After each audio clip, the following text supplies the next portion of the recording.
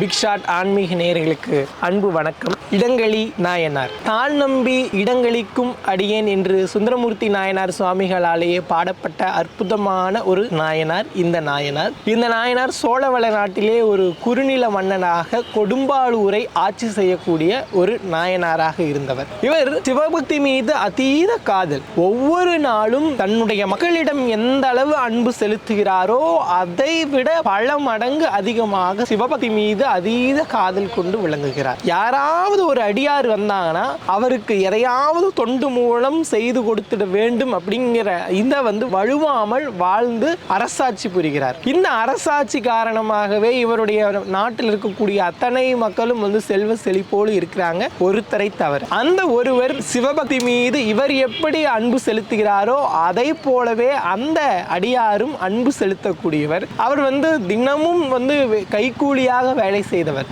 ஆனாலும் கூட அந்த கைக்கூலியில் வரக்கூடிய வருமானத்தை வைத்து அடியார்களுக்கு நெல்லும் பொன்னும் தரக்கூடிய ஒரு அடியாராக திகழ்கிறார். இப்படியே நாளாக அவர் செய்யக்கூடிய தொண்டுக்கு ஒரு ஆபத்து நேருது. என்னன்னா, அந்த தொண்டை அவரால் முழுமையாக செய்ய முடியவில்லை. நாட்டுல பஞ்சம் வந்துருது. இந்த பஞ்சம் மழை பொய்த்து போனதுனால தான் வருது அப்படின்னு சேக்கிழார் ரொம்ப அற்புதமா சொல்லியிருக்காரு. மழை பொய்த்து போனது மட்டுமல்லாமல் சிவபெருமான் இந்த அடியாருடைய வாழ்க்கையிலும் இந்த இடங்களி நாயனாருடைய வாழ்க்கையிலும் ஏதாவது ஒரு அற்புத திருவிளையாடலை செய்துவிட வேண்டும் அப்படிங்கிறதுக்காக மழையை பொய்த்து போக செய்யறாரு. மழை பொய்த்து போனதுனால பஞ்சம் வருது. பஞ்சம் வந்ததுனால இந்த சோழவள நாட்டிலே குறுநில மன்னனாக இருந்த இடங்களி நாயனாரினுடைய அந்த ஆட்சிக்கு கீழே இருக்கக்கூடிய அந்த அடியார் முழுமையாக தொண்டு செய்ய முடியல. அப்ப தொண்டு செய்ய முடியல அப்படின்னதும் அந்த தொண்டை நிறுத்தவே கூடாது அப்படின்னு நினைக்கிறப்ப அவருக்கு ஒரு யோசனை தோணுது.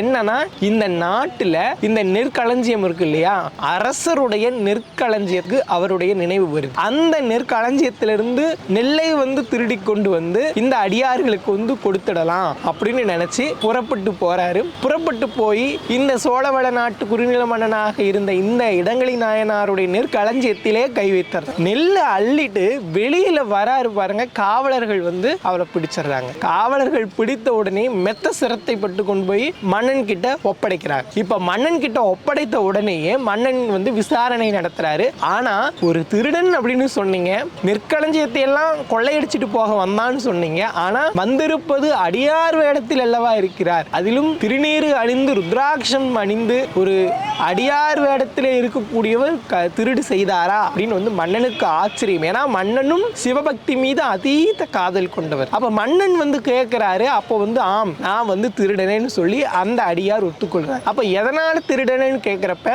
இத்தனை காலமாக என்னுடைய அந்த கூலியை வைத்து நான் அடியார்களுக்கு உணவு கொடுத்தேன். ஆனா வறுமை வந்த காரணத்தினாலே, மழை பொய்த்து போன காரணத்தினாலே எனக்கு வேலை இல்லை. வேலை இல்லாத காரணத்திலே வறுமை வந்தது. வறுமை வந்ததுனால அடியார்களுக்கு என்னால் உணவு கொடுக்க முடியவில்லை.